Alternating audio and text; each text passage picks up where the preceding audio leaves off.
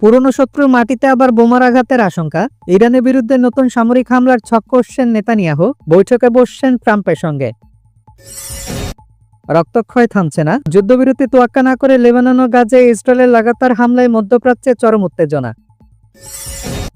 ক্ষমতা ছাড়ুন, নয়তো ভয়ঙ্কর পরিণতির জন্য প্রস্তুত হন, ভেনেজুয়েলার প্রেসিডেন্ট মাদুরোকে সরাসরি হুঁশিয়ারি ডোনাল্ড ট্রাম্পের। বাংলাদেশ পাকিস্তান ইস্যুতে প্রধানমন্ত্রী হস্তক্ষেপ করবেন, মোদীকে ভয় পায় চীন আমেরিকা, মোদীজি কখনোই চুপ থাকবেন না, বিস্ফোরক দাবি বিজিবি নেতার।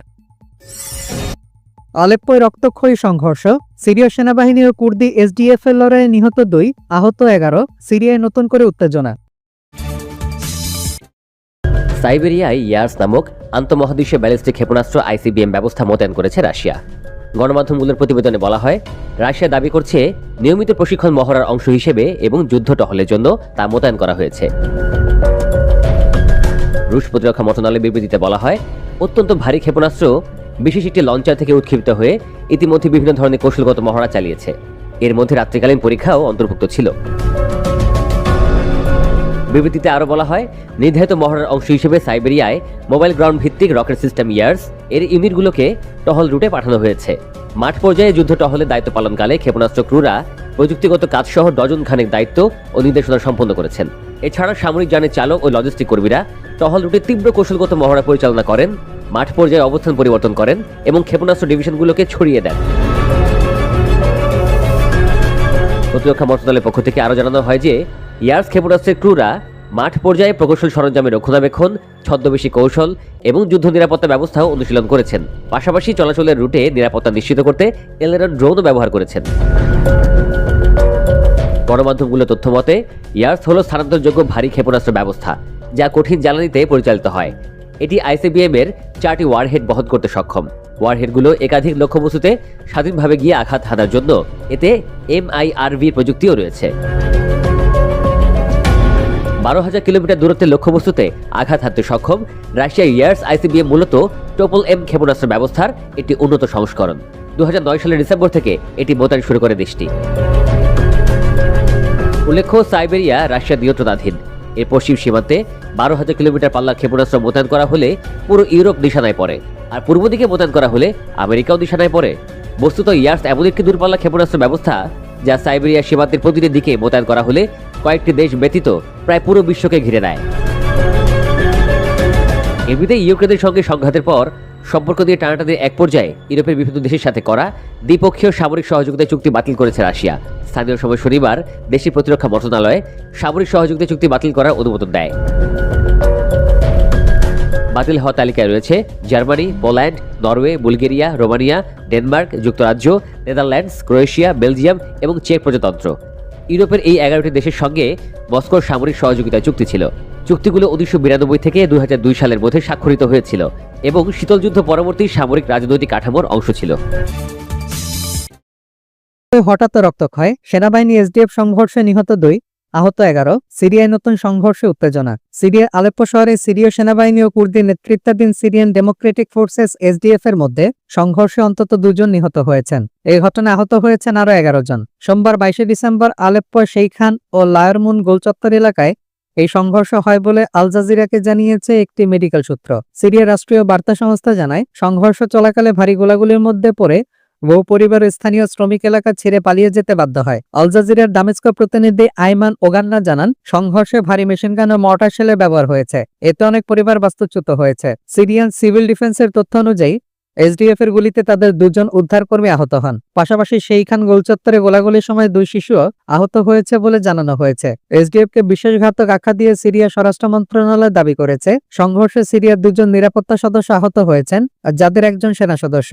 মন্ত্রণালয়ের বিবৃতিতে বলা হয়, আলেপ্পো শেখা মকসুদ ও আশরাফিয়া এলাকায় অবস্থিত একটি যৌথ চেকপোস্টের দায়িত্ব পালনরত অভ্যন্তরীণ নিরাপত্তা বাহিনীর উপর হামলা চালায় এসডিএফ। তবে এসডিএফ এই অভিযোগ অস্বীকার করেছে। তাদের দাবি, বেসামরিক এলাকায় সহিংসতার জন্য সরকারপন্থী সশস্ত্র গোষ্ঠীগুলোই দায়ী। ঘণ্টাব্যাপী সংঘর্ষের পর সোমবার গভীর রাতে উভয় পক্ষ গোলাবর্ষণ বন্ধে সম্মত হয়। সানা জানায়, প্রতিরক্ষা মন্ত্রণালয়ের নির্দেশে সিরীয় সেনাবাহিনীর জেনারেল স্টাফ হামলা বন্ধের নির্দেশ দেয়। একই সঙ্গে এসডিএফও জানায়, তাদের বাহিনীকে পাল্টা জবাব বন্ধ করতে বলা হয়েছে। এই সংঘর্ষ এমন এক সময়ে ঘটল যখন তুরস্কের পররাষ্ট্রমন্ত্রী হাকান ফিদান দামেস্ক সফরে সিরীয় কর্মকর্তাদের সঙ্গে এসডিএফকে নতুন সিরীয় সেনাবাহিনীতে একীভূত করার বিষয়টি নিয়ে আলোচনা করছিলেন। উল্লেখ্য, গত মার্চে সিরিয়ার প্রেসিডেন্ট আহমেদ আল সারা এসডিএফকে রাষ্ট্রীয় প্রতিষ্ঠানে অন্তর্ভুক্ত করার একটি চুক্তিতে স্বাক্ষর করেছিলেন, তবে সে চুক্তির বাস্তবায়নে এখনো দৃশ্যমান অগ্রগতি হয়নি।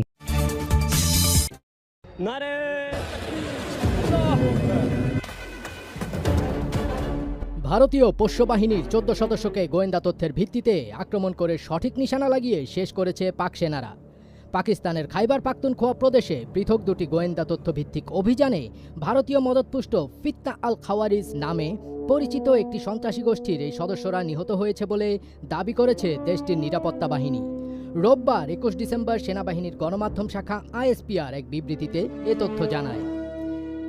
আইএসপিআর এর বিবৃতিতে বলা হয়েছে, গত 19 ডিসেম্বর ডেরা ইসমাইল খান ও বান্নু জেলায় সন্ত্রাসীদের উপস্থিতির তথ্যের ভিত্তিতে দুটি অভিযান পরিচালনা করা হয়। ডেরা ইসমাইল খান জেলায় পরিচালিত প্রথম অভিযানে নিরাপত্তা বাহিনীর সঙ্গে তীব্র গোলাগুলির পর 4 জন সন্ত্রাসী নিহত হয়। অন্যদিকে বান্নু জেলায় চালানো পৃথক অভিযানে আরও 5 জন সন্ত্রাসীকে হত্যা করে নিরাপত্তা বাহিনী। আইএসপিআর আরও জানিয়েছে, নিহত সন্ত্রাসীরা নিরাপত্তা বাহিনী, আইনশৃঙ্খলা রক্ষাকারী সংস্থা এবং নিরীহ বেসামরিক নাগরিকদের ওপর হামলাসহ নানা সন্ত্রাসী কর্মকাণ্ডে সক্রিয়ভাবে জড়িত ছিল। অভিযানের সময় তাদের কাছ থেকে অস্ত্র ও গোলাবারুদ উদ্ধার করা হয়েছে।